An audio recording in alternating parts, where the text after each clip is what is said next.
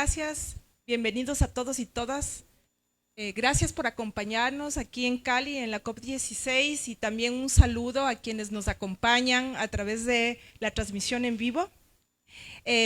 Para nosotros, para la Unión Europea, para la Agencia Sueca de Desarrollo Internacional y para la UICN, es un enorme placer tenerles aquí en este evento que hemos organizado para reconocer la labor de las personas defensoras ambientales en América Latina y que se titula Perspectivas Europa-América Latina sobre mecanismos de protección de las personas defensoras ambientales. Este evento se organiza en el marco de la implementación del programa Grandes Bosques de Mesoamérica y del proyecto Voces. Nos acompañan esta tarde Michel Forst, relator especial de las Naciones Unidas sobre las personas defensoras del medio ambiente en el marco de la Convención de Aarhus.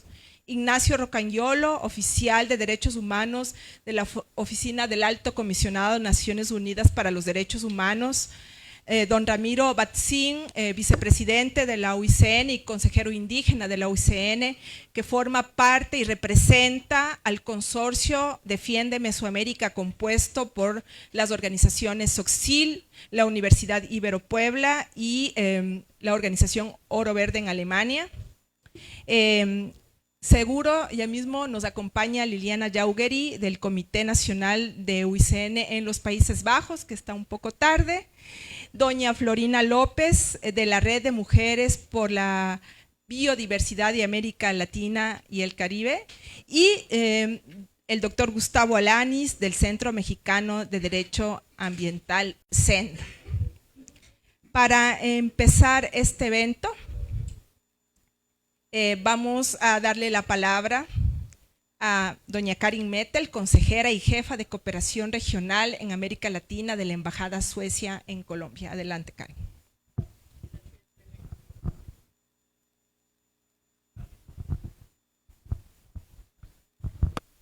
Muchas gracias, Belén, y gracias al público. Sorry, I will take this in English because I have my notes in English. So thank you very much for inviting Sweden to this important conversation on how to better protect human rights defenders and environmental defenders.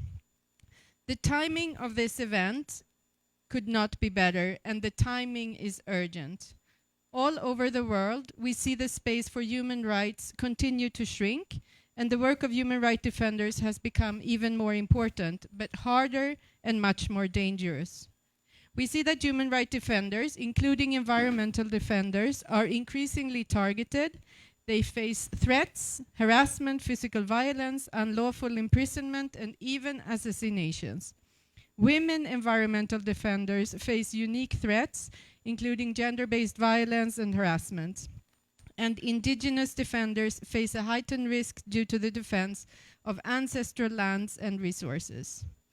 This region, America Latina, is regretfully known for having the highest rates of killings and human rights defenders in the world, especially those working on land, environment, and indigenous rights issues. Sadly, 8 out of 10, the 10 deadliest countries for environmental defenders are located in Latin America.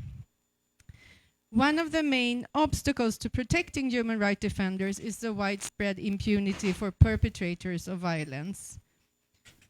There is indeed an international legal system in place that we highly value, and there are established international and national mechanisms for the protection of human rights defenders.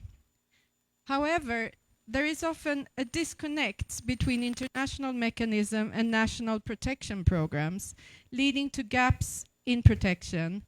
And many of the national mechanisms are inefficient, expensive, and hard to access to those most exposed.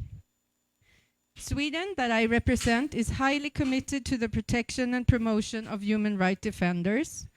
Over the last few years, SIDA in Sweden has increased its attention and financial support to human rights defenders.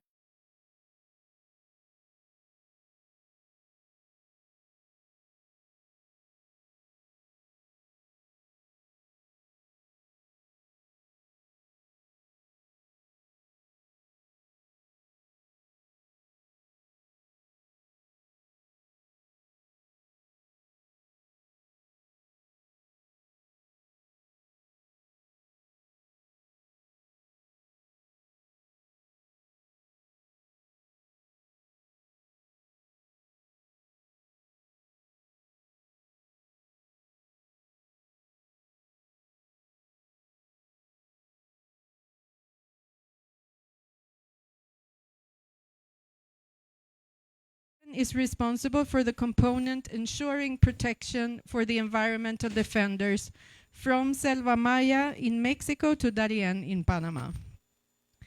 Sweden also supports local human rights movements and organizations to enable them to mobilize, organize, share information, and educate on human rights. We support local actors to enable them to express freely online and offline, but also to empower them to document human rights abuses and to perform advocacy at national level, as well as towards international actors, with the aim to further strengthen the normative human rights system that we have and continuously need to guard. Although we have several protection mechanisms, we must not settle. The mechanisms need to be strengthened. They need to be implemented at national level. They need to better address the needs amongst human rights defenders, not least the environmental defenders. And we also need to see stronger international collaboration, especially with international frameworks. We, as donors, must not lose sight of the importance of human rights defenders' work and their need for protection. We need to maintain our long-term commitment and financial support to our partners who are doing crucial work in this area. But to meet the alarming challenges that human rights defenders, including those fighting to protect human rights and the environment in their communities, communities that are often not connected to international actors and networks, we can work with unexpected alliances, also with the private sector, to respect norms and standards. I am really pleased to see so many prominent experts in this room and in this panel. You can count on Sweden to remain a committed and continued supporter to the development of a stronger and more efficient ecosystem of mechanisms through our partners in Colombia and in the Latin America region and globally. Thank you. Muchas gracias, Karin. Queremos pedirles disculpas, tenemos un problema en la interpretación que está fuera de nuestro alcance, pero sabemos que ya están resolviendo estos problemas en este minuto, así que en un ratito va a volver el servicio. Para continuar, doy la palabra o doy el paso al embajador François Roudy, embajador de la Unión Europea en El Salvador y el SICA, quien nos dirigirá unas palabras de bienvenida al evento a través de un video que ha grabado para el efecto. Me llamo François Roudy, soy un embajador de la Unión Europea en El Salvador y ante el Sistema de Integración Centroamericano. Me complace mucho darles la bienvenida al pabellón de la Unión Europea. Y me complace aún más auspiciar este evento, la perspectiva Europa-América Latina sobre los mecanismos de protección a personas defensoras ambientales. Hoy vivimos en un mundo impactado por los efectos del cambio climático y la pérdida de biodiversidad. Y nos encontramos en una situación paradójica. Aquellos que se movilizan para proteger sus comunidades y recursos naturales son los que deben enfrentar persecución y represión. Eso genera aún más tensión en las tierras y comunidades que defienden. Hay una reducción significativa de espacio cívico en la esfera socioambiental y eso tiene repercusión directa en la promoción de estrategias efectivas de conservación y uso sostenible de la biodiversidad.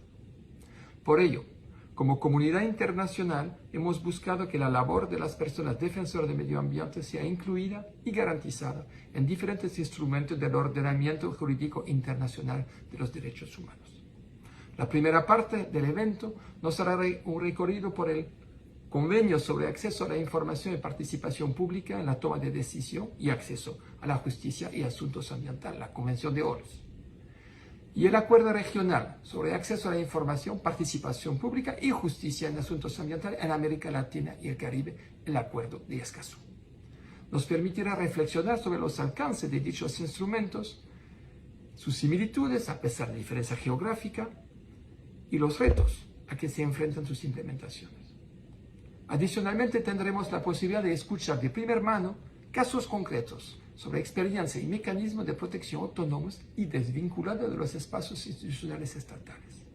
Como Unión Europea, entendemos que es urgente aumentar nuestros esfuerzos para apoyar a las personas defensoras del medio ambiente. Por ello, hemos lanzado una serie de instrumentos de protección que cubren emergencia a medio y largo plazo para defensores de derechos humanos. Continuaremos propiciando espacios como estos para reflexión y visibilización de esta temática. También buscamos que nuestros programas en la esfera medioambiental tengan muy presente la temática. Por ejemplo, hoy justamente nuestros socios ASDI, IUCN y SOTSIL les pondrán comentar cómo es un componente clave de nuestro programa Grande Bosque de Mesoamérica. Concluyo agradeciendo a nuestros socios ASDI, IUCN, por la organización de este evento, así como los distinguidos panelistas que nos acompañan. Les deseo una provechosa jornada y les reitero, cuenten con la Unión Europea como un aliado. Muchas gracias. Muchas gracias por el mensaje del embajador Rudy. Ahora iniciamos el panel con la intervención del señor Michel Forst, relator especial de las Naciones Unidas sobre los defensores del medio ambiente en el marco de la Convención de Aarhus. Bienvenido, Michel. Muchas gracias. Thank you very much. I'm speaking in English, sorry. I can understand Spanish, but I can't speak Spanish. So briefly, I will explain why and how this mechanism has been created. For those who don't know the Aarhus Convention, that's an international instrument which has been ratified by 46 states, including the EU, which means that all EU institutions are also bound by this convention. That's a legally binding instrument, which means that all states have an obligation to respect and to fulfill all the obligations of this convention. And Article 3.8 of this convention explains that parties have an obligation to protect human rights defenders when they operate in the framework of this convention. And because states saw that in many countries the number of attacks against environmental defenders were increasing, to create what they called a rapid response mechanism to respond immediately to the need expressed by defenders to be protected by the UN. So they created this mechanism in 2021 and have been appointed in 2022 to be the first rapporteur under this convention to protect environmental defenders. So my role is to respond immediately when I receive allegations coming from communities, from defenders, from small farmers that come to my mandate saying we are facing attacks, threats, penalization from our governments. So mostly the attacks come from governments, but in many cases those attacks are coming also from companies. And that's why I'm also trying to understand better what I could do with this mandate.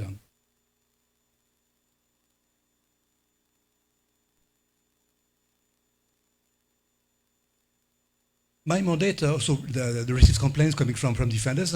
So the first thing I'm doing when I receive complaints is to investigate together with my team on the complaints. Because in many cases, special rapporteurs are manipulated by states, in fact, by governments or by companies. So we need to double check the information to make sure that we are not manipulated. And when we know that the allegation is serious, then we use the same working methods as other rapporteurs. That is, we send what we call an allegation letter, which is not an accusation, in fact. We simply send a formal letter to the government saying that we have received allegations of threats, asking the government to investigate and then to respond immediately to allegations and to reply to my letters. Within 60 days, states have an obligation to respond to my letter. And my letters and the response of the states will then be publicized on the website of the mandate. Of course, my mandate is not only sending letters. What I'm trying to do also is to do follow-up. That is, when I see states not cooperating with my mandate, then I'm traveling to the country to meet with the authorities to make sure that they will understand the seriousness of the allegations and they will investigate to respond immediately to my letter of allegations. I'm also using quiet diplomacy, as many reporters, speaking with the ambassadors in Geneva, traveling to the capitals also to meet with governments. I'm also trying to prevent the attacks to occur by simply raising awareness on the possibilities offered by my mandate, using also the network of NGOs to awareness on this mandate and to provide information on how this mandate could be effective. As I said,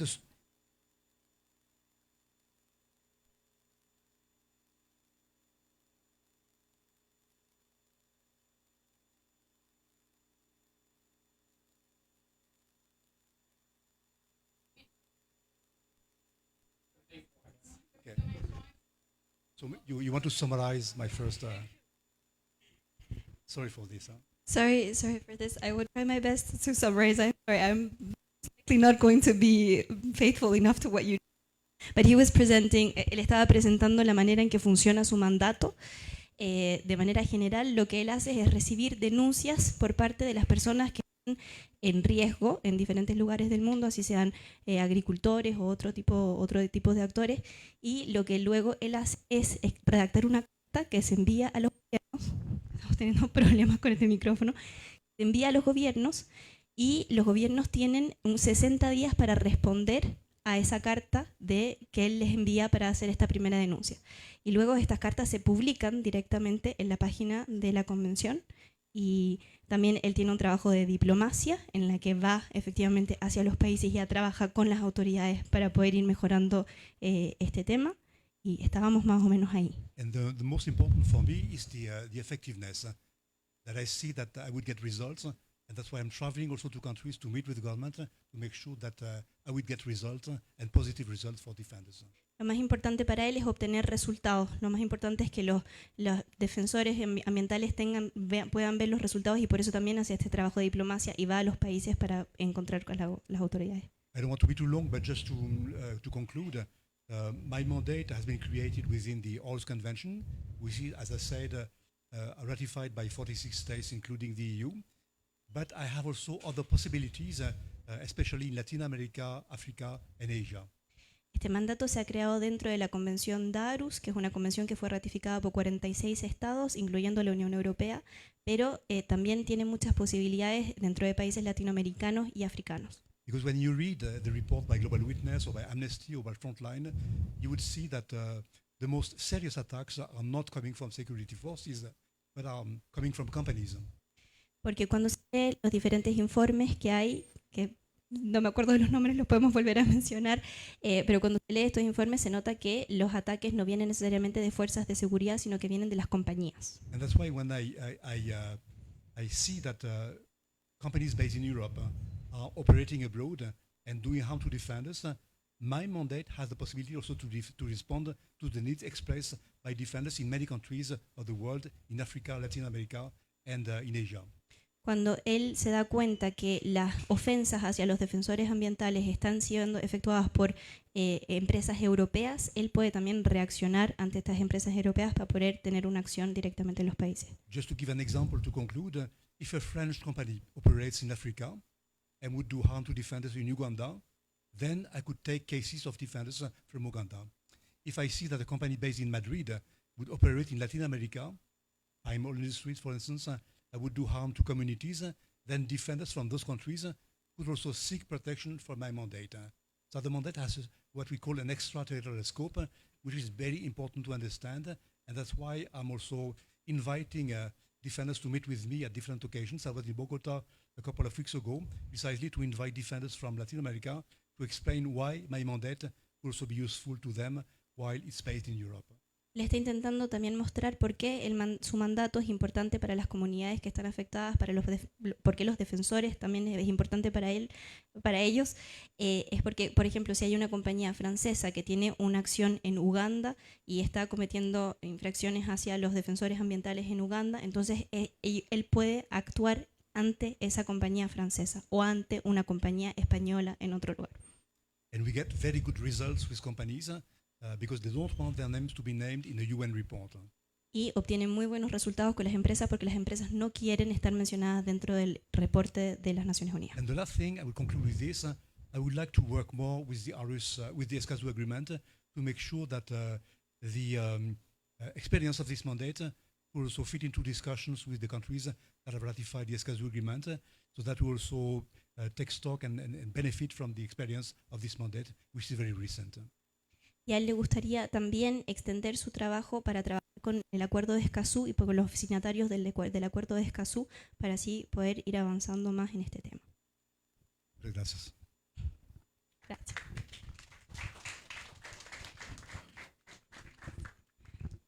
Muchas gracias, Michelle. Muchas gracias por su paciencia y sobre todo a nuestra excelente intérprete. Muchas gracias. Ahora le vamos a dar la palabra a Ignacio Rocagnolo, colega comprometido con la defensa de los derechos de las personas defensoras ambientales de la Oficina del Alto Comisionado de Naciones Unidas para los Derechos Humanos. Adelante, Ignacio. Muchas gracias, Belén. Un gusto estar acá. Gracias por la invitación en nombre de ONU Derechos Humanos a los y las copanelistas. Y el primer mensaje con el tema que nos convoca es un profundo reconocimiento y respeto a las personas defensoras de derechos humanos ambientales. Muchas de esas personas están acá ahora. Y nuestro reconocimiento y respeto por la labor invaluable que realizan en la defensa del medio ambiente, de los derechos humanos, de los territorios. A pesar que en muchos contextos... Sí. Solo quiero preguntar si alguien... Does anybody need the translation to English? Yes. Sorry. Okay. Entonces, para hacer realidad, realizan esta labor invaluable a pesar del contexto de riesgo al que se enfrentan en muchas ocasiones.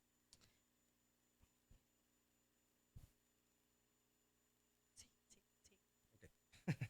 I will pick up later on, I'm sorry. No worries.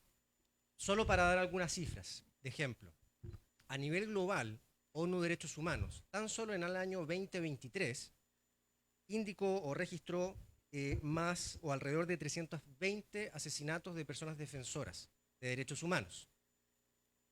A nivel global. Probablemente ese número es mucho mayor todavía. Solo se tratan de casos verificados. Y en América Latina y el Caribe, ya se mencionaba, una región quizás la más riesgosa para defender los derechos humanos y el ambiente, la situación de espacio cívico de los derechos de las personas defensoras se sigue restringiendo. Un dato. Mis colegas de la Oficina de ONU Derechos en Colombia publicaron hace unos días casos verificados de asesinatos de personas defensoras de derechos humanos entre 2016 y a la fecha. Y el número es de 248 personas defensoras de derechos humanos asesinadas en Colombia.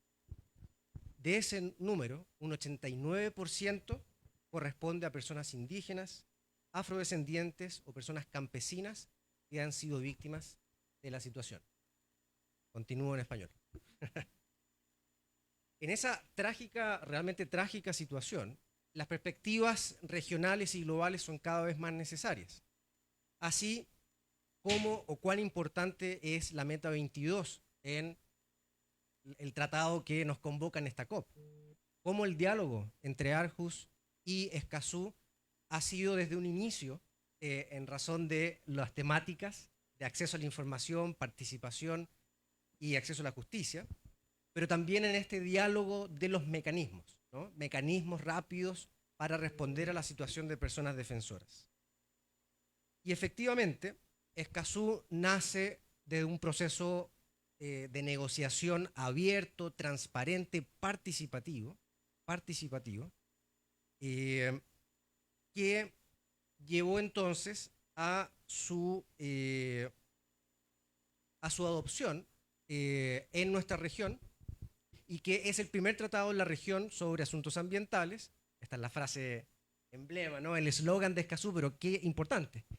El primer tratado ambiental en nuestra región y el primer tratado en el mundo de contener normas sobre personas defensoras. Y para quienes no trabajan en el ámbito legal, tener un tratado con normas sobre personas defensoras nos lleva a tener artículos vinculantes para los estados partes de ese tratado. Es el artículo 9 del Tratado de Escazú, que regula el derecho a defender derechos.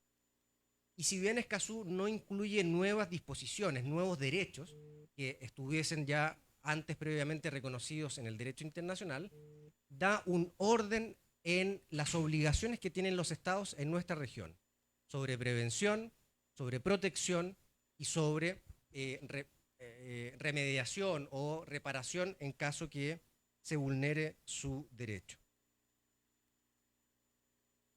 En ese marco, ONU Derechos Humanos, y con el grandísimo apoyo de la cooperación de Suecia, tiene una estrategia regional para poder cooperar, colaborar con todos los actores en la implementación del Acuerdo de Escazú.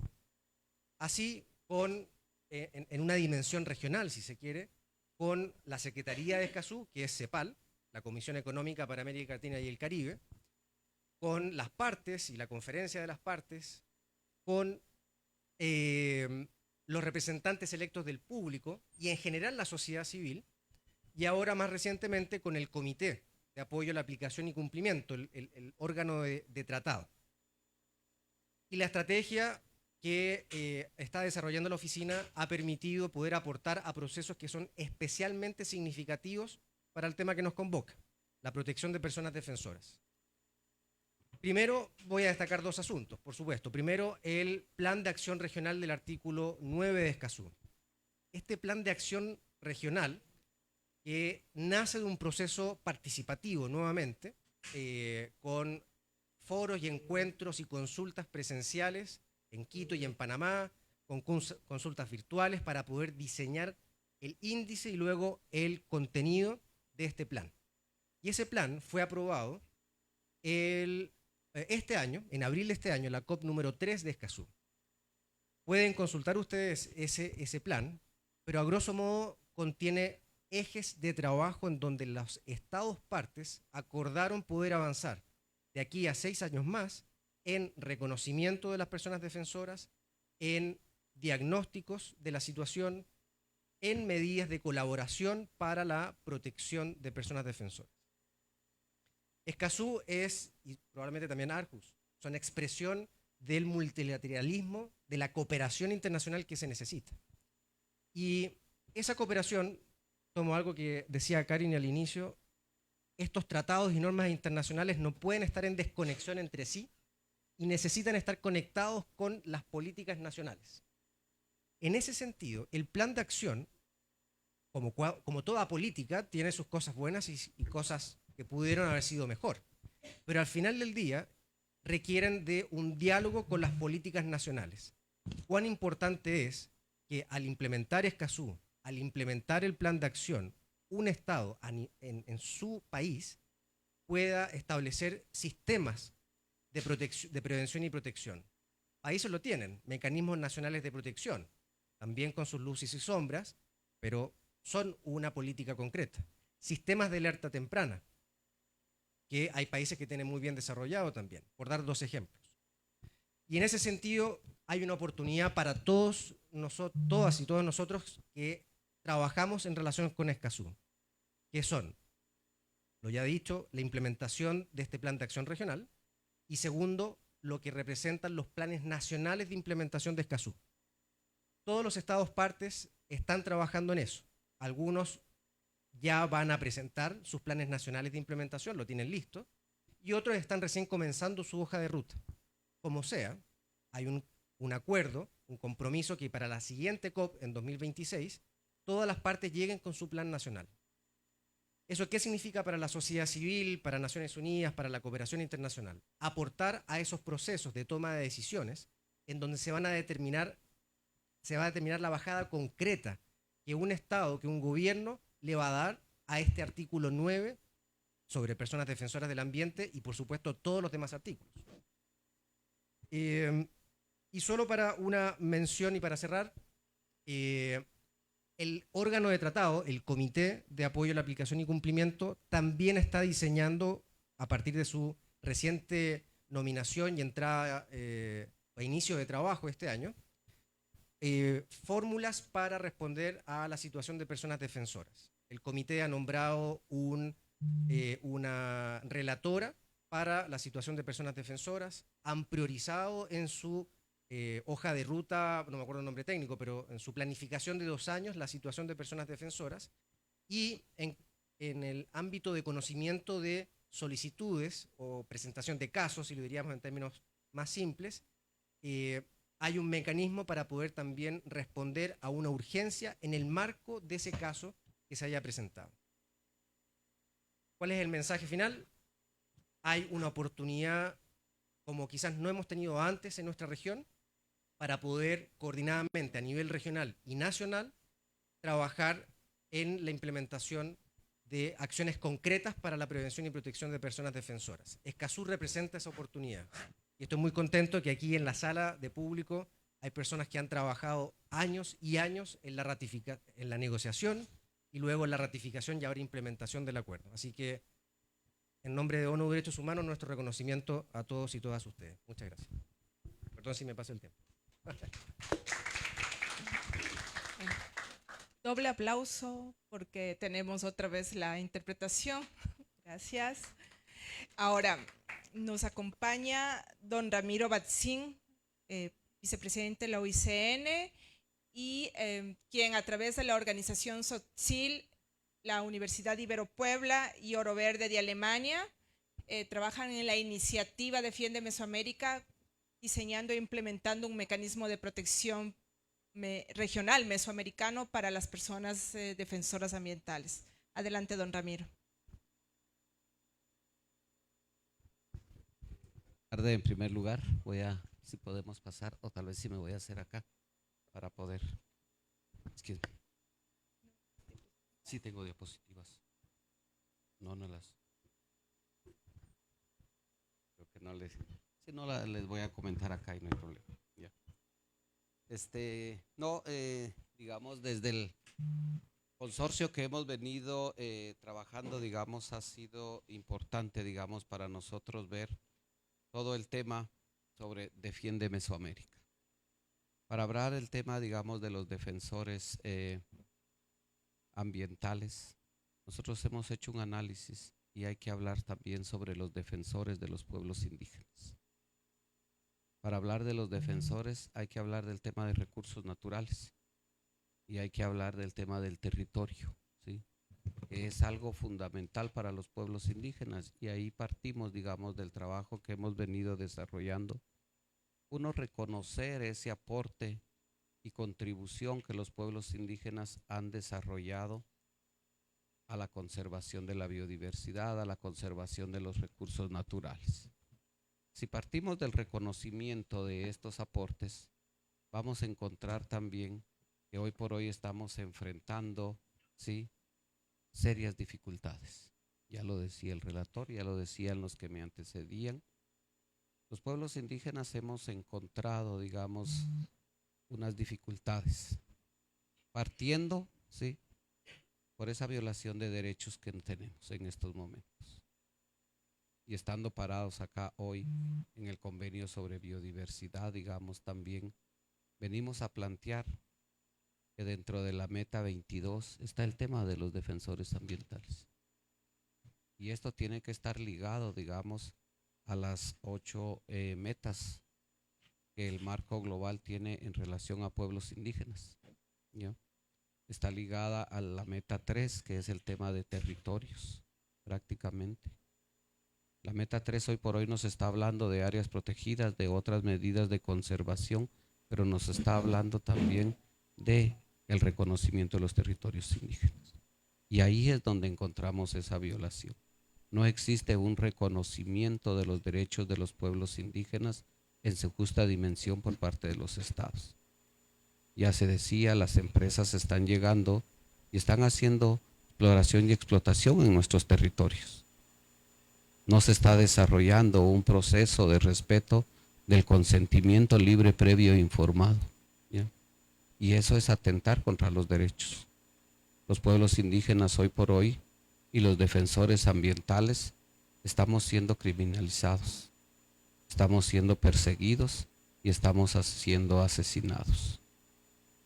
Hombres, mujeres y jóvenes que están defendiendo su territorio están afrontando esto en estos momentos, y realmente es preocupante, digamos. Cuando miramos el mapa de Centroamérica, ¿sí?, y OICN ha sacado el mapa de pueblos indígenas que tenemos, que muchos de ustedes lo han visto, vamos a encontrar que en las áreas donde están los pueblos indígenas, ¿sí? En los territorios donde están los pueblos indígenas, particularmente en los grandes bosques, ¿sí?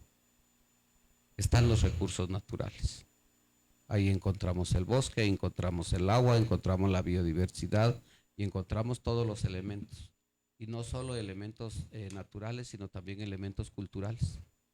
Y ahí convierte esa interrelación, ¿sí? Entre naturaleza y cultura. Estamos hablando de países megadiversos. Y nosotros estamos hablando de nuestra madre tierra. Estamos hablando de conservar esos recursos biofísicos, pero también conservar ese patrimonio cultural, esos lugares sagrados que de una u otra manera los pueblos indígenas estamos, digamos, conviviendo. Hemos venido discutiendo y analizando el tema de la conservación y el tema del uso, manejo y conservación desde el enfoque y cosmovisión de los pueblos indígenas. Y es clave en estos momentos ver esos elementos. Entonces, si nos encontramos con un mapa donde los grandes bosques están en territorio maya, están en territorio misquito, están en territorio emberá, están en territorio cuna, esos grandes bosques tienen que ver con pueblos indígenas. Y para eso hay que reconocer, digamos, estos derechos. Y es clave en estos momentos. El programa Defiende Mesoamérica está implementándose en estos momentos.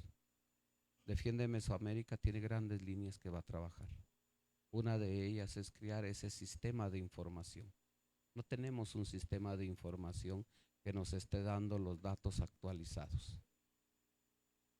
Este Defiende Mesoamérica va a trabajar esa creación de capacidades, fortalecer esas capacidades de defensa propia, de autodefensa de los pueblos indígenas, de los defensores ambientales. Tenemos que crear y fortalecer las redes existentes que nos permitan, digamos, hacer una defensa. Va a trabajar, digamos, todo el tema del fortalecimiento de estos casos.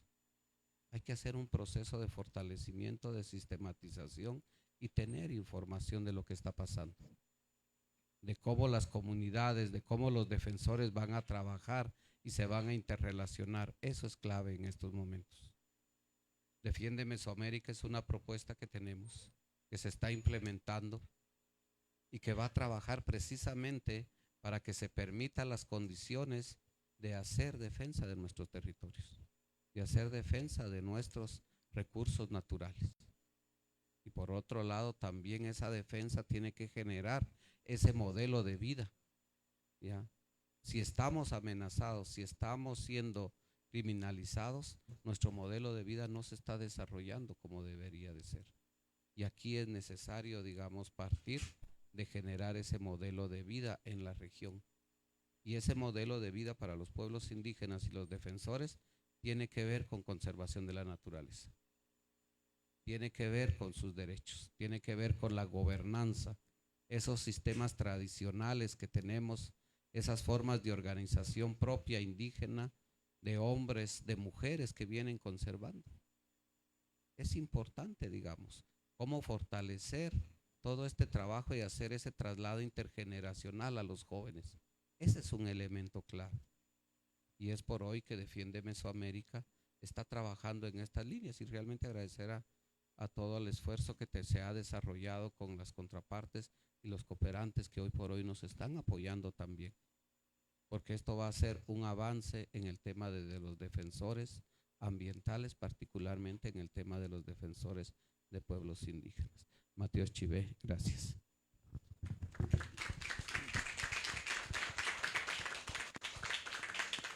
Muchas gracias, don Ramiro Batzin. Ahora le doy la palabra a Liliana Yaugeri, que representa al Comité de los Países Bajos de UICN y con mucha experiencia en defensa de personas defensoras ambientales. Muchas gracias, buenas tardes. Yo preparé una intervención de unos 10 minutos. No sé si quieres que me pare ahí mejor para poder mirar la sala. Buenos días. Como Belén me introdujo, yo soy Liliana Jáuregui y trabajo para el Comité de los Países Bajos de la UICN. Belén, muchas gracias por la invitación y mi intervención es bastante concreta. Quiero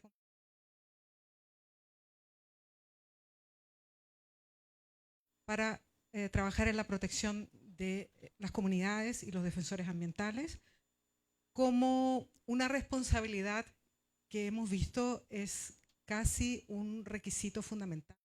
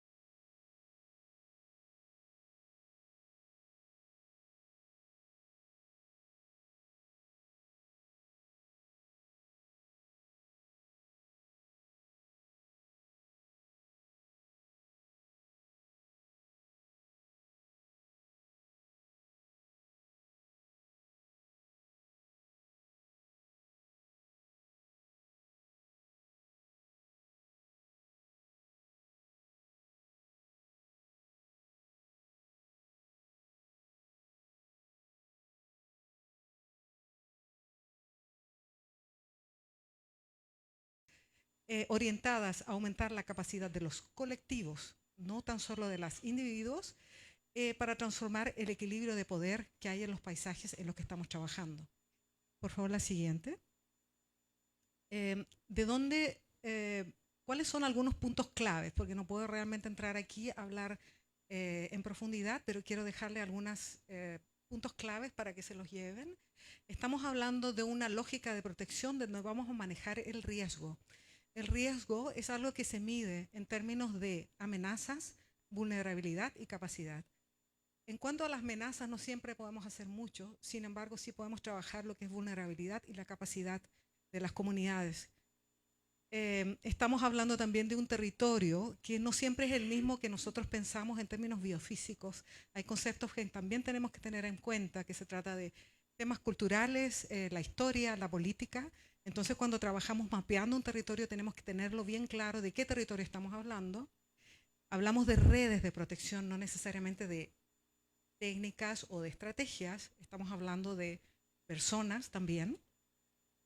Hablamos de comunidades que no tenemos que idealizar siempre.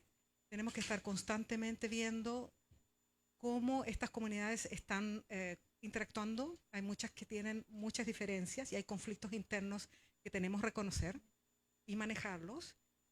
Además de un enfoque interseccional, porque muchas personas tienen diferentes, por ejemplo, hablamos de mujeres, hablamos de personas indígenas y tenemos que reconocer esas diferencias.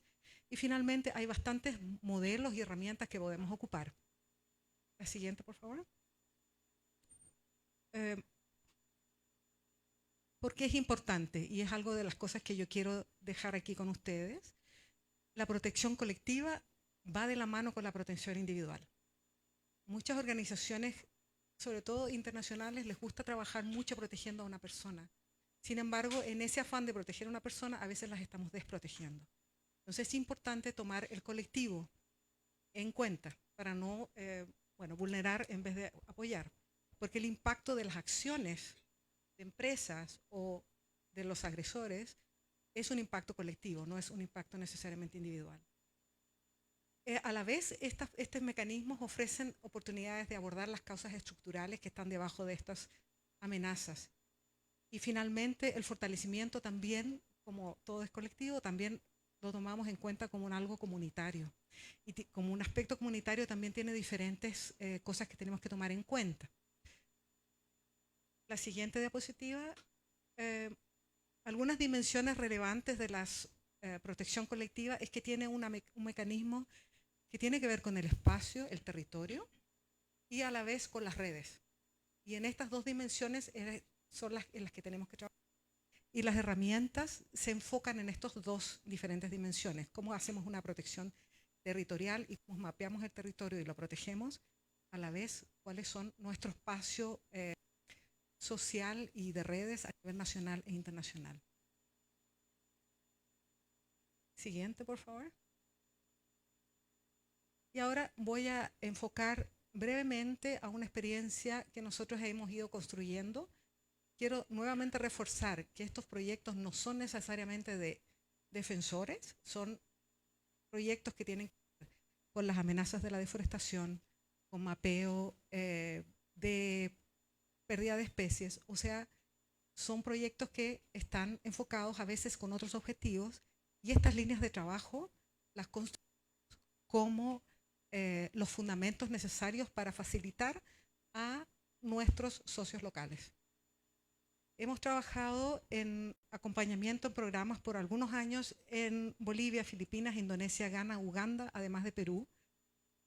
Y hemos diseñado algunas con asesores, estrategias a nivel de país, a nivel de territorio y a nivel individual y personal. Hemos trabajado también con diferentes talleres y a la vez hemos trabajado también en el monitoreo de sus resultados. Y quiero decir que siempre tienen que tener en cuenta que el eslabón de seguridad o de protección siempre va a ser el eslabón más frágil. Ese es el eslabón que tienen que tener en cuenta y ahí es donde las cosas van a mostrar facturas. Finalmente, yo creo que la intervención anterior lo mencionó, el tema de la protección y el tema de las violencias es algo en lo que ahora no puedo entrar, pero es muy importante que cuando hagamos trabajos de capacitación tengamos en cuenta que el final y el objetivo final es el acompañamiento y la autoprotección. El tema de las violencias también es un concepto interesante como una organización externa. Nosotros generalmente tendemos a pensar a violencia física, eso es para nosotros la violencia. Sin embargo, cuando uno aprende y escucha a las comunidades, nos aprendemos que las violencias que ellos experimentan son diferentes índoles y son violencias que en el fondo van degradando a las comunidades. Por ejemplo, la violencia medioambiental es una violencia que va, por ejemplo, quitando los medios de vida, quitando el idioma, los valores culturales, disminuyendo la capacidad o la autoestima de las comunidades, y esas son violencias que no podemos ignorar. Entonces, por ahí quiero dejarles estos conceptos. Al lado derecho, por ejemplo, está la legislación peruana que considera estos tipos de conceptos y que realmente los podemos utilizar. Y como organizaciones trabajando en temas de conservación es muy importante que nos asesoremos y que veamos de qué manera también tenemos ayuda dentro de legislaciones nacionales para trabajar temas de protección y no crear cosas nuevas. La siguiente. Esta es una herramienta bien interesante que yo he tenido la oportunidad de ver cómo funciona en el territorio, que se llama el modelo estrella. Es un trabajo a nivel de comunidad, donde una comunidad mapea los diferentes aspectos de las redes que ellos manejan. La estrella, la organización o el individuo, el colectivo, se pone en el medio y empieza a responder ciertas preguntas y ve de qué manera su presencia y su estrella está equilibrada. Ahora, lo que quiere decir esto es que, por ejemplo, si tenemos una parte en que las redes externas no están fuertes, tenemos que empezar a invertir ahí. En mi experiencia me he dado cuenta que las organizaciones de base tienden a trabajar mucho con sus aliados y empiezan a ignorar el lado de las empresas, por ejemplo. Cuando es muy importante tener mapeado qué el sector que a veces se ve como agresor está haciendo. Entonces, estos modelos que ya existen, e incluso hay algunos programas computacionales que ayudan a crear estos modelos donde las comunidades pueden empezar a visualizar sus redes y cómo están estas redes y empezar a trabajar en las partes frágiles y empezar a fortalecerlas, establecer nuevos lazos, y ahí como organización internacional o como fuera del territorio podemos jugar un papel muy importante.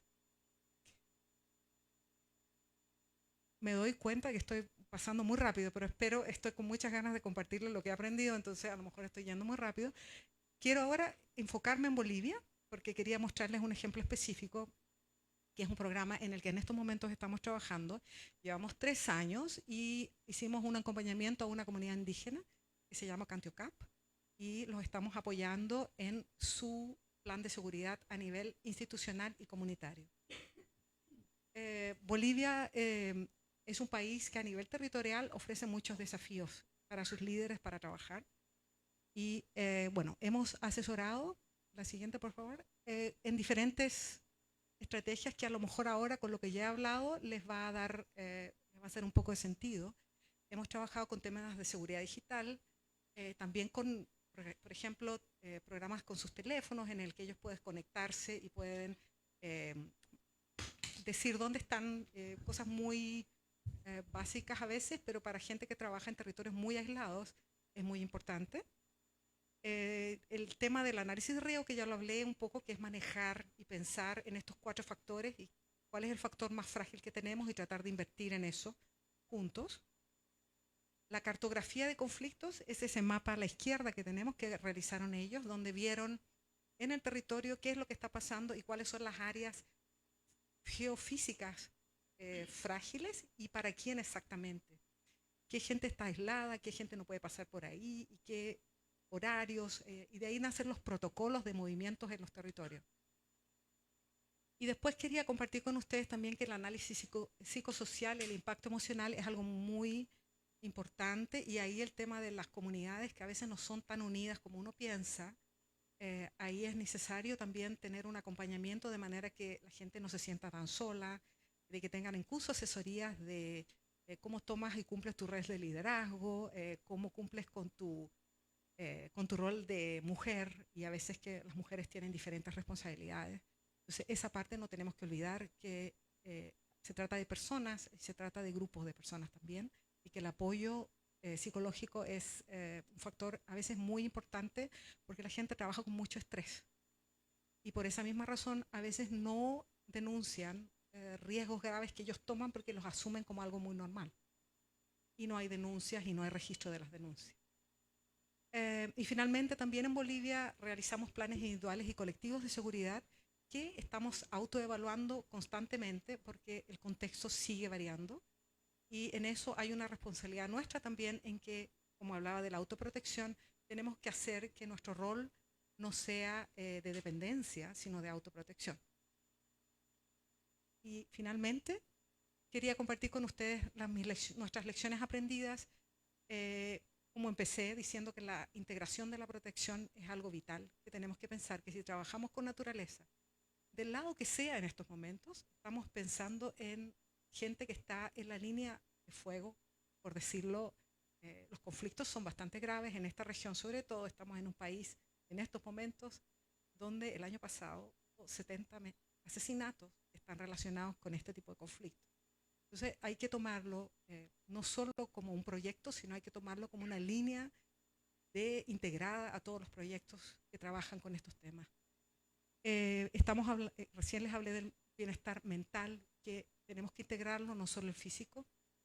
Las políticas tienen que ser adecuadas, donde no hablemos tan solo de la vulnerabilidad individual, sino de la vulnerabilidad de los colectivos, y lo sigo repitiendo para que quede. Las estrategias integrales, la defensa de los derechos colectivos, hablemos de los medios de vida, hablamos del patrimonio cultural de estas comunidades. Tenemos que manejar las redes, y ahí las organizaciones internacionales, nacionales, pueden jugar un rol importante.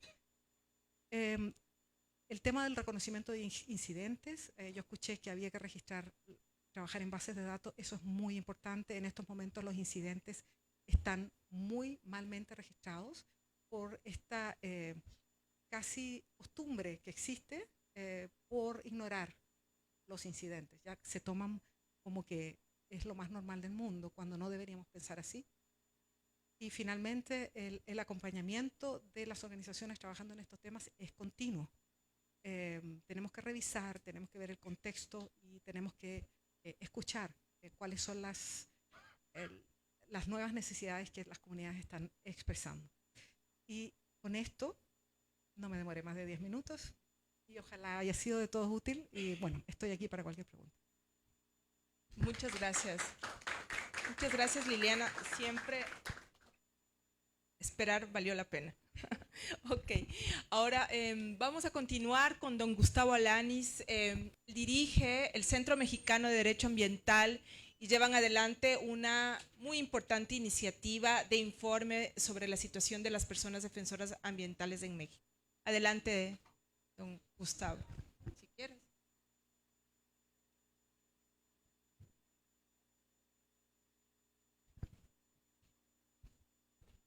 Muchas gracias, Belén. Gracias a todas y a todos por estar aquí. Buenas tardes. Soy Gustavo Laniz Ortega, trabajo en el Centro Mexicano de Derecho Ambiental en la Ciudad de México.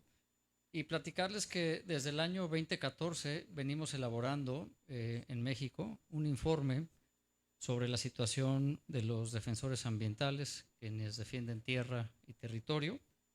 El informe está aquí, sí existe, ¿no? Presencialmente. También está virtual, por supuesto, pero platicarles que este esfuerzo que hemos venido haciendo durante los últimos 10 años en nuestro país, pues es sorprendente los datos, los números, los porcentajes que les voy a comentar en este momento, ¿no?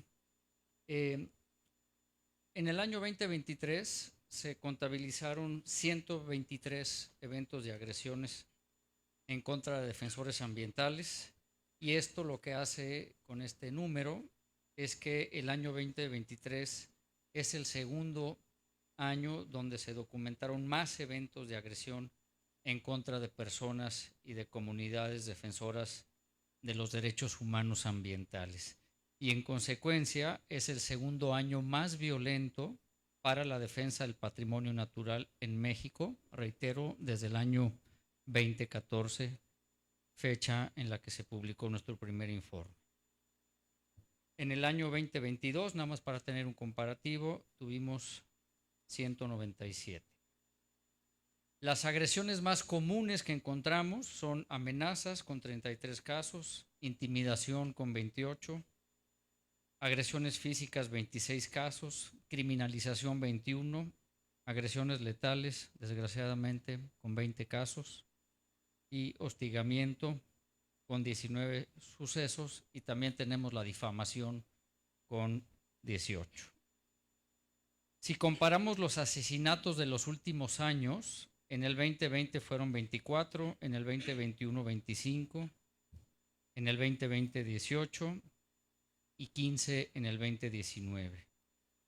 Entonces, si sumamos todos estos números, esto quiere decir que en la administración federal que acaba de terminar en México hace 15 días, fueron asesinados 102 defensores ambientales en nuestro país, lo cual desde nuestro muy particular punto de vista es algo que es inaceptable, es algo que es insostenible. El 57% de las agresiones son en contra de pueblos indígenas y comunidades equiparables. Los estados más violentos con ataques letales son Michoacán con 7, seguido de Guerrero con 6, Oaxaca y el Estado de México con 2 cada uno, y los estados de Hidalgo, Sonora y Jalisco con un asesinato en cada uno de estos estados. Las víctimas son integrantes de una comunidad en 64% de los casos, de organizaciones de la sociedad civil en 13% de los casos, ejidatarios con 8.13% de los eventos, comuneros el 5.7%, la academia con 4.6%, estudiantes también 4.6%, abogados 2.43% y periodistas el 1.62% de los casos. Si nos vamos a los sectores donde hay mayor riesgo de agresión, el primer lugar es en la minería, con 30 casos, vías generales de comunicación con 18, y está el sector forestal con 13 casos. Por supuesto, también decir que hay agresiones que están relacionadas con la defensa de la biodiversidad, temas que están relacionados con el agua y temas que están relacionados con la parte energética. ¿Quiénes son los agentes perpetradores? Se podrían preguntar ustedes.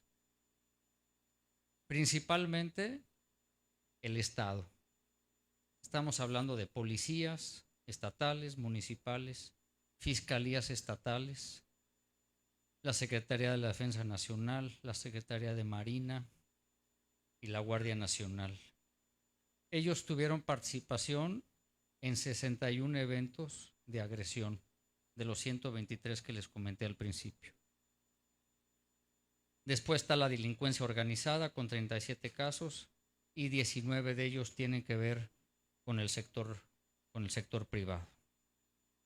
Un dato adicional que se documentó en la metodología que se utilizó para el informe 2023, para elaborar este informe, es que durante este año se registraron 1.317 personas afectadas de manera indirecta por los eventos de agresión. ¿Qué quiere decir esto? La esposa, el esposo, los hijos, los compañeros de trabajo o algunos otros familiares que directa o indirectamente se ven afectados, obviamente, por una situación de esta naturaleza. Termino diciendo lo siguiente: ¿qué es lo que hace falta? Entre muchas otras cosas, porque si ustedes tienen posibilidad de ver el informe, aquí hay una multiplicidad de conclusiones y de recomendaciones, tanto al gobierno federal, al mecanismo para la protección de los periodistas y los defensores de derechos humanos, a la Comisión de Derechos Humanos. En fin, hay una serie de, repito, de conclusiones y de recomendaciones, pero entre otras les voy a resaltar 4 nada más. La primera, y que es posiblemente una de las más prioritarias, es que tenemos que, y lo digo con una palabra vulgar, tenemos que atajar la impunidad. Nadie está en la cárcel, nadie está sancionado, nadie está castigado por todas estas cosas que les acabo de platicar. Entonces tenemos que entrarle a la impunidad porque ha habido una omisión brutal del Estado, un silencio que yo llamo sepulcral ante las diversas agresiones que les he expuesto. Segundo lugar, México, y esto creo que aplica para otros países también, tiene que construir, tiene que implementar y tiene que supervisar una política pública integral de debida protección a los defensores ambientales. También consideramos que es muy importante poder mejorar y fortalecer el mecanismo que protege a los periodistas y a los defensores de derechos humanos. Este mecanismo está con poco presupuesto, con poco personal, y así no pueden hacer su trabajo atinadamente. Y por último, y reitero, hay muchas más recomendaciones en el informe, decir que nos parece fundamental la implementación efectiva y la implementación adecuada del acuerdo de Escazú, ¿no? Resaltando, como ustedes saben, por obvias razones, el artículo 9, que tiene que ver con el hecho de que los defensores puedan hacer su trabajo en un ambiente digno, seguro, sin riesgos y sin intimidaciones. Así es que me parece que la situación no es nada favorable. Esto plantea un reto enorme hacia adelante y ojalá juntos podamos contribuir para que todas estas cosas que les acabo de platicar en el tiempo no solo vayan disminuyendo, sino que se vayan eliminando. Muchas gracias a todos por su atención y buenas tardes. Muchas gracias, don Gustavo,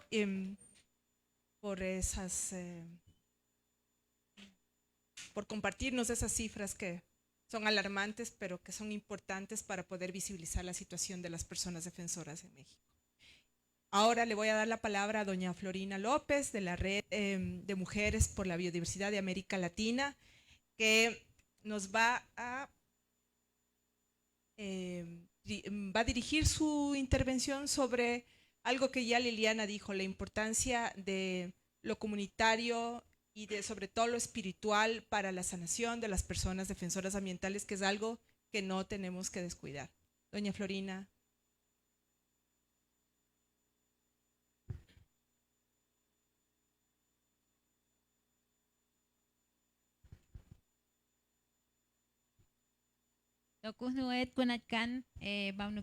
Muy buenas tardes. Primero que nada, saludar aquí al panel presente y a todas las hermanas y hermanos y a los que están presentes, a las instituciones, justamente escuchando pues estas cifras alarmantes que hay sobre la violencia y contra la mujer, sobre todo cuando vamos los datos que no están desagregados, pero que sería importante tenerlo en cuenta. Bueno, yo soy Florina López del pueblo Cuna.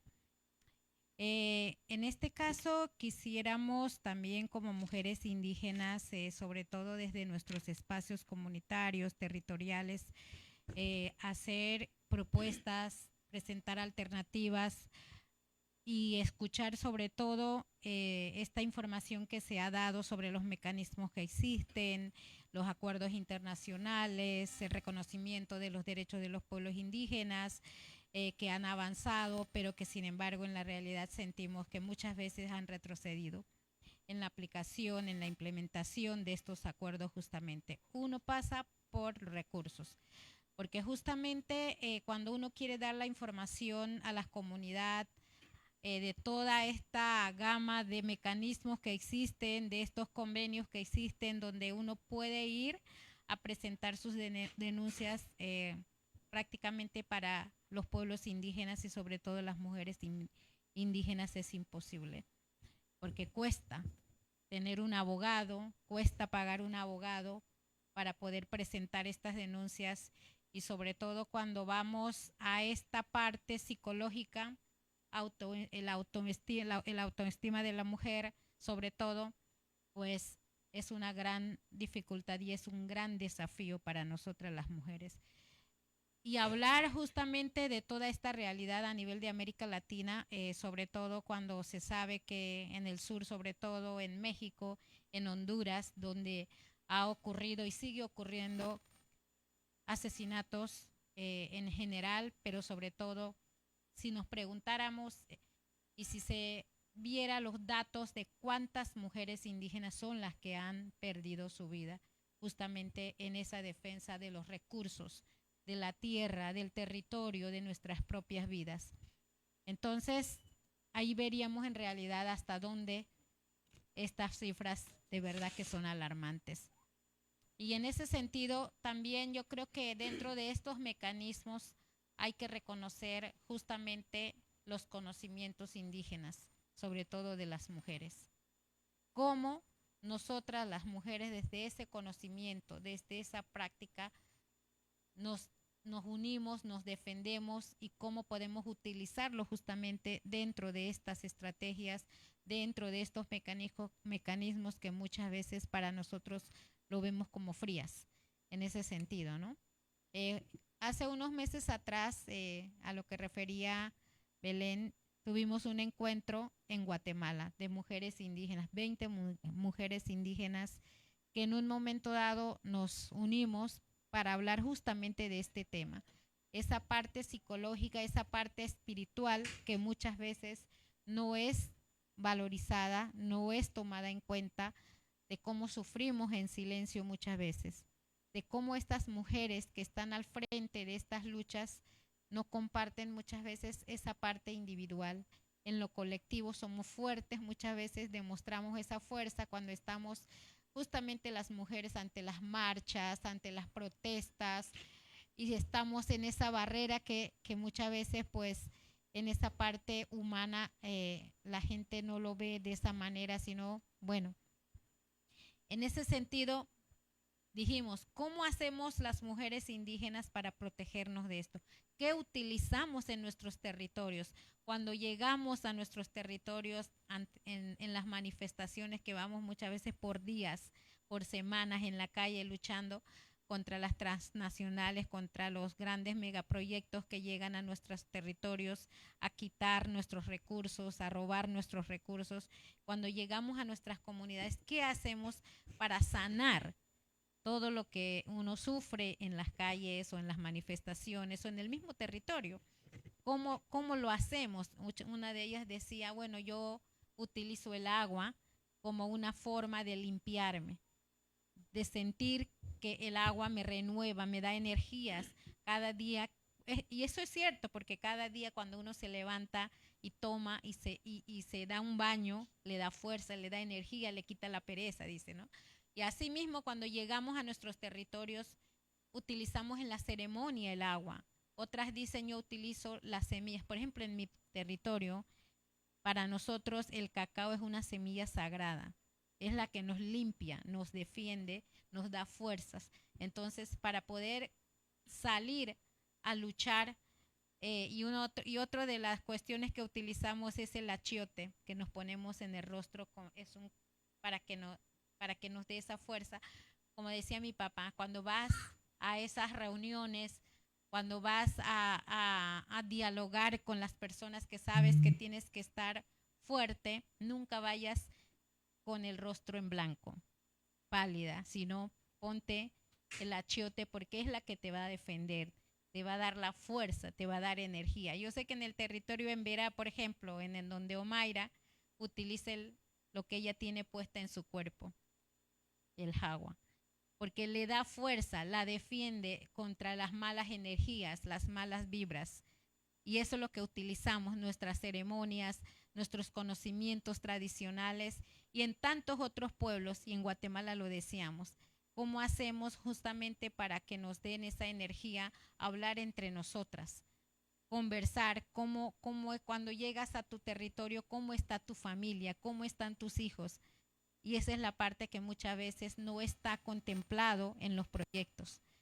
Cómo dentro de los proyectos poder gestionar, porque muchas veces dicen, bueno, ¿por qué compraron flores? ¿Por qué compraron estas semillas? ¿Por qué compraron las velas? Eso no justifica dentro de un proyecto, pero no saben que para nosotros es la espiritualidad. Comenzar con una ceremonia nos da energía, nos da fuerza, nos da sabiduría.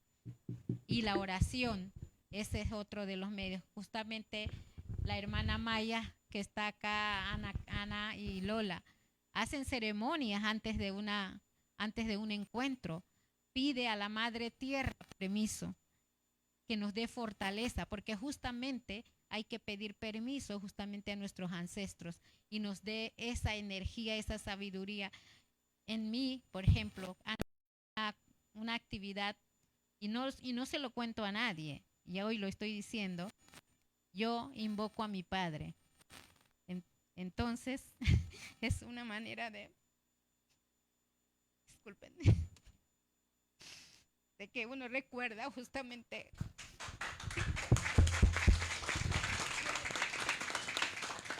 es que uno es muy sensible ante esto porque uno recuerda a todas estas mujeres que han dado la vida y que en un momento dado han recibido justamente de sus padres, de sus abuelos, de sus abuelas,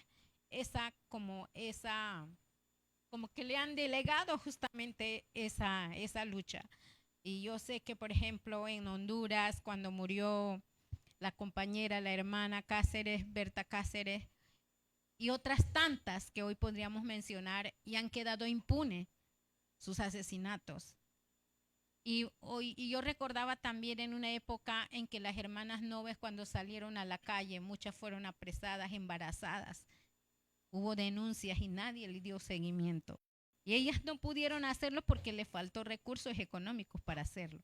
Porque llegar, como le digo en principio, llegar a hacer denuncias cuesta. Recursos humanos, movilización, alimentación, pagar a los abogados. Entonces yo creo que son esas cuestiones que dentro de estos acuerdos que se han implementado y que muchas veces los estados les falta voluntad para incluirlo en las políticas públicas, cómo reconocer justamente ese valor de las mujeres indígenas. Yo creo que siempre hay una cifra que repetimos una y otra vez, ¿no? El 80% de la biodiversidad que existe en el mundo está en los territorios indígenas, una gran realidad. ¿Y quiénes lo defendemos? Pues los pueblos indígenas. Y ahí están las mujeres indígenas. Y hoy día las jóvenes y los jóvenes indígenas están perdiendo sus vidas. Y justamente en Colombia, en Brasil, cuando de pronto amanecemos, ha habido asesinatos. ¿Y quiénes le han dado seguimiento a eso? Y yo creo que ahí es donde está el espacio que nosotros en los territorios creamos, esa espiritualidad que nos fortalece y nos conecta con la Madre Tierra. Y olvidamos muchas veces de eso, de ese gran valor, la espiritualidad. Entonces todo lo vemos de una manera en cifras, en cuestiones que en realidad yo creo que es la parte fundamental para poder seguir adelante y justamente para desarrollar y ejecutar estos proyectos que tenemos en mano, de que en un momento dado tenemos que unirnos como pueblos indígenas y como no indígenas, porque estamos por una sola lucha, defender este mundo y dejarle a nuestras futuras y presentes generaciones, a la humanidad, esta gran biodiversidad. Así que seguimos defendiendo con nuestras vidas, seguimos defendiendo, pero sobre todo no olvidar nunca la espiritualidad, que es la parte que nos conecta justamente con la Madre Tierra. Gracias.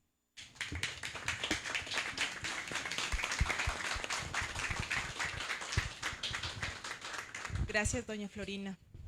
Creo que viniendo de usted, la situación que viven los defensores, las personas defensoras y sobre todo las mujeres, en realidad nos conmueve. Así que muchas gracias por devolvernos, ¿no es cierto?, un poco el sentimiento también, ¿no? Y ciertamente son importantes los acuerdos internacionales, son importantes las cifras, los informes, pero también no perder la sensibilidad, ¿no? Y no normalizar la violencia, como ya lo dijeron.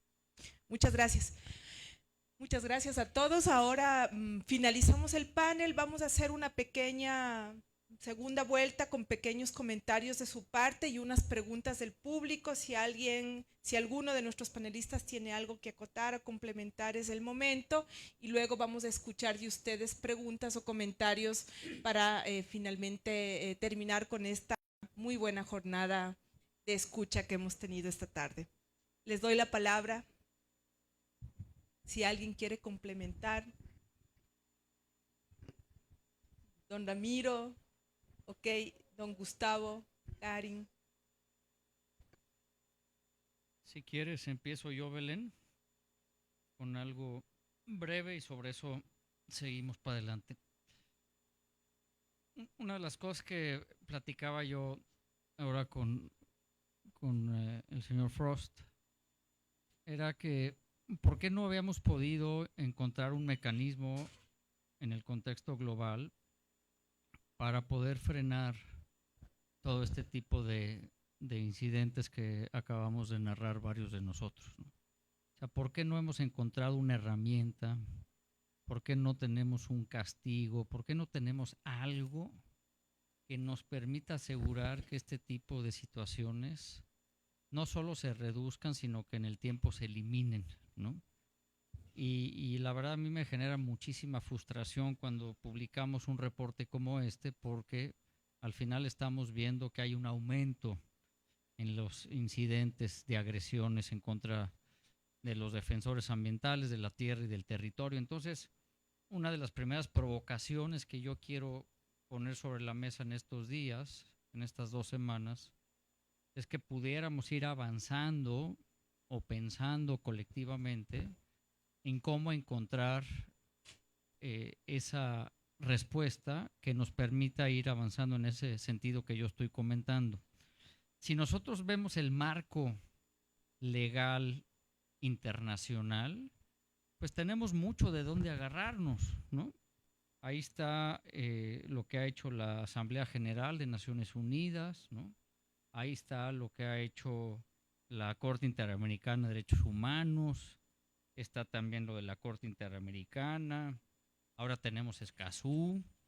O sea, tenemos una serie de herramientas legales a nivel internacional y en algunos países también a nivel nacional. Y sin embargo no logramos, ¿no?, avanzar para que esto, en lugar de que siga escalando, vaya a la baja. Y también tenemos una serie de, particularmente en el caso de México, tenemos una serie de recomendaciones que nos ha hecho las Naciones Unidas para tratar de mejorar y fortalecer el mecanismo oficial del gobierno, que es un mecanismo dedicado a proteger a periodistas y a defensores de derechos humanos. Esas recomendaciones, que también están en nuestro reporte, aunado a las de la ONU, son recomendaciones que no se han cumplido en lo absoluto, ¿no? No hay acción, no hay programas, no hay estrategias, ¿no? Entonces, ¿qué es lo que también tendría que motivar a los estados, ¿no?, para que en el contexto nacional le den importancia y le den prioridad a los eventos, a los incidentes?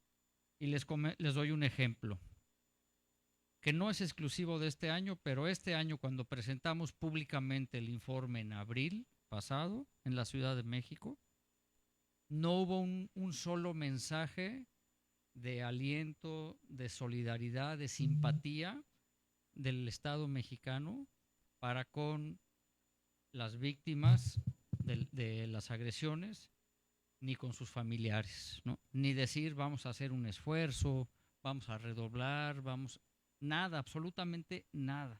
Entonces me parece que estamos ante una situación de insensibilidad muy fuerte, ¿no? Y creo que tenemos que hacer algo para que los estados reaccionen. Así es que dejo esta provocación, Belén, aquí en la mesa para efectos de ver qué pudiéramos sugerir o proponer para ir avanzando en este sentido. Gracias. Gracias Gustavo por esa excelente cierre de panel, sí, con la provocación. Ahí nos queda una muy buena pregunta que nos hace Gustavo y les dejamos ahora a ustedes que nos acompañan el espacio para dar algunas respuestas a la pregunta o plantearnos otras. Así que voy a dar la palabra. Creo que tenemos unos pocos minutos, pero lo vamos a hacer. Acá me levantaron la palabra primero y acá luego seguimos. Hola, bueno, muchas gracias por el espacio y por el tema. Nosotras somos de la Red de Defensoras del Ambiente y el Buen Vivir de Argentina. Es una red de mujeres indígenas, científicas, abogadas, defensoras en los territorios. Y lo primero que quiero decir es que tenemos un problema de falta de relevamiento de información veraz. Tenemos datos de algunos países, alarmantes datos de Brasil, alarmantes datos de Colombia, alarmantes datos de México, pero hay muchos países donde no tenemos los datos y vamos recolectando, pero necesitaríamos poder sistematizar mejor y tener un relevamiento hecho desde los territorios y desde las personas que sufren estas situaciones de violencia. Particularmente nosotras estamos tratando de registrar la violencia en los contextos ambientales contra las mujeres y las migraciones forzadas de mujeres y de niños. La segunda cuestión, respondiendo a la provocación, es porque a veces los estados son responsables. Sí, muchas veces son los estados los que están reprimiendo a las personas defensoras en los territorios. Eso es lo que está pasando con varios de los gobiernos que tenemos en la región. Entonces, me parece que hay que fortalecer los mecanismos, creo que hay que insistir con Escazú, todo lo que podamos hacer en el hermanamiento Aarhus-Escazú es muy importante, y es muy importante también este puente entre Europa y América Latina, porque somos dos espacios que por lo menos declamativamente consagramos los derechos humanos como un valor. Digo esto declamativamente porque se violan en todas partes, pero me parece que tenemos que reconstruir este vínculo para resistir en los lugares donde está habiendo estos ecocidios. Y yo creo que las nuevas derechas vienen con mecanismos muy sofisticados, lo digo por experiencia propia, lo que está pasando en Argentina, pero también es lo que pasa con Bukele en El Salvador. Me parece que tenemos que generar socialmente anticuerpos para que la gente también active a favor de la protección de los derechos de las personas en los territorios. Me parece que todavía falta mucha conciencia ambiental en general. Y el extractivismo no para, y muchas de las empresas europeas o del norte global, lo que no pueden hacer o no hacen en el norte, lo hacen en nuestros territorios. Entonces también un monitoreo sobre las empresas a dos voces sería importante.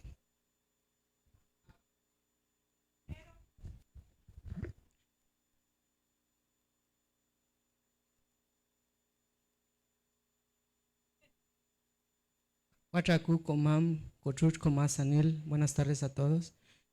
Primero, bueno, tengo para él, pero empezar con usted. Usted había dicho que hay muchas herramientas, pero otra vez volvemos a lo que dijo la hermana, no tenemos los recursos.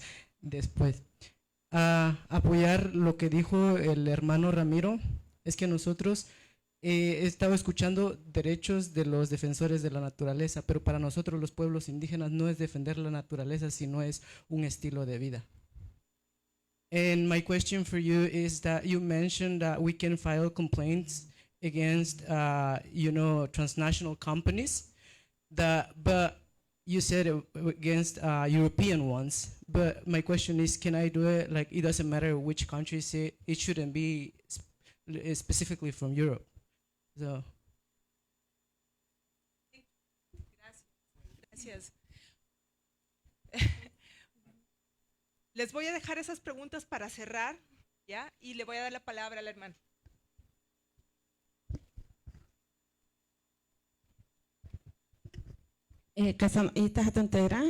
Ana de Maya Pocomán, Guatemala. Ana Pérez es mi nombre, soy Maya Hablante Pocomán y vengo en representación de la Red de Mujeres Indígenas y Biodiversidad. Y haciendo un poquito la reflexión, sí estoy de acuerdo acá con el compañero que dijo de que a pesar de que hay bastantes instrumentos internacionales que van a favor de los defensores, estos no se cumplen. Ahora, ¿por qué lo digo?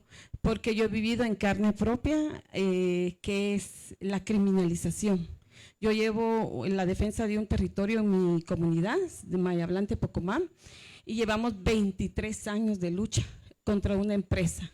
Y lo digo porque a veces pues también era ponente, era hablar, pero ahora a mí me ha tocado estar en el otro lado.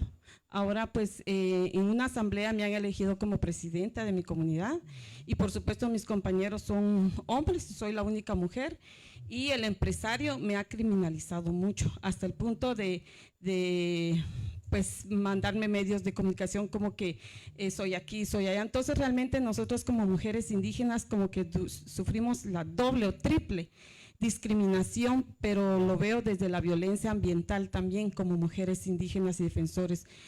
También formo parte del acuerdo de Escazú en Guatemala porque estamos ahí en la defensa de ver cómo nosotros podemos, de parte de la REMIT, ¿verdad? Cómo podemos abrir esos espacios. También estoy en una mesa de gobernación que estamos viendo el tema de los defensores indígenas, pero realmente vemos de que, por ejemplo, antes de venirnos, asesinaron a un hermano indígena. Entonces se necesita más que instrumentos, porque cuando yo hace como 2 meses fui a Washington cabalmente para defensores y defensoras, porque fuimos 50 personas indígenas del mundo que fuimos a contar nuestra historia, qué es lo que está pasando a nivel mundial. Y cuando íbamos a las instituciones que nos iban a dar esa seguridad, resulta ser que teníamos que hacer otros papeleos. Y entonces todo esto a nosotros, al menos en lo personal, todos los colegas, hermanos indígenas de la Junta Directiva decíamos, no, mejor veamos otros mecanismos para defendernos nosotros mismos, porque de aquí que denunciemos ya mañana vamos a estar asesinados. Entonces realmente la realidad es otra. La realidad realmente la digo porque la he vivido en carne propia ahora, que ahora estoy defendiendo los territorios. Eso quería argumentar. Gracias. Nos vamos a tener que quedar porque van a necesitar el lugar para otro evento. Les agradecemos mucho. Hay alguien que quería hacer una última intervención para cerrar, discúlpenme. Y vamos a tener la lista de participantes de esta jornada. Les vamos a mandar la sistematización virtual que ustedes vieron, ¿no es cierto? Y vamos a seguir conectados porque ese es el rol también de UICN, de la cooperación sueca y de la Unión Europea, conectarnos a todos para seguir trabajando por las personas defensoras ambientales. Sí, voy a abusar, y buenas tardes a todas y todos, bienvenidos. Voy a abusar mi rol de anfitrión de aquí en el pabellón de la Unión Europea. Me presento, Alberto Menghini, soy jefe de cooperación de la Unión Europea aquí en Colombia. Y quería mencionar un par de cosas. En primer lugar, pues que como lo mencionaba la compañera de Argentina, creo que haya muy pocas cosas en América Latina y en el Caribe que tengan como una dimensión regional como la violencia contra los defensores de derechos humanos, los defensores y las defensoras, por supuesto. Es una cosa muy triste, pero es una de las pocas cosas que une a este continente. Por eso que mucho de lo que hemos venido hablando hoy, quiero recordar que viene apoyado por un programa regional de la Unión Europea, lo mencionaba el embajador Roudier, que se llama Los 5 Grandes Bosques de Mesoamérica, del cual yo tengo el orgullo de tener un poco la paternidad, porque antes trabajaba en Centroamérica. Y pues esa es precisamente la razón por la cual como Unión Europea nos dimos la tarea de hacerlo con un programa regional, porque sentimos que es fundamental fortalecer no solamente el rol a nivel nacional, sino que también fortalecer las cadenas que unen todas ustedes que nos acompañan hoy, fortalecer estas cadenas internacionales. Entonces, un tema eso que quería resaltar. Aquí, hacer un poco de propaganda en Colombia. Llevamos ya varios años con una campaña que la Unión Europea impulsa junto a los Estados miembros europeos aquí en Colombia, que se llama Defendamos la Vida, numeral Defendamos la Vida, y lo que estamos viendo es que a través de esta campaña lo que hacemos es poner la visibilidad, el apoyo político, la presencia de los países europeos cuando haya situaciones de amenazas respecto a defensoras y defensores. A veces es frustrante, no siempre lastimosamente este apoyo resulta, pero bueno, seguimos con el compromiso. Un ultimísimo comentario y agradeciendo muchísimo lo que nos han compartido los distinguidos panelistas hoy. Se ha hablado de empresas, se ha hablado de Estado.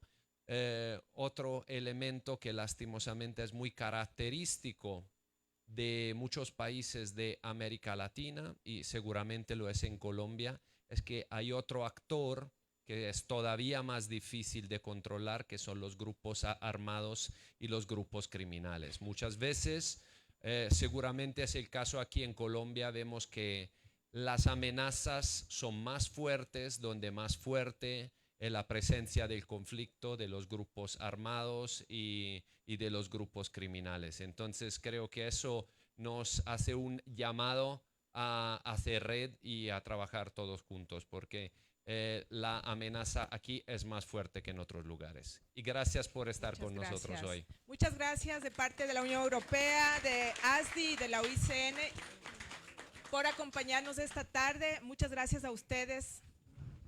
Gracias a todas y todos.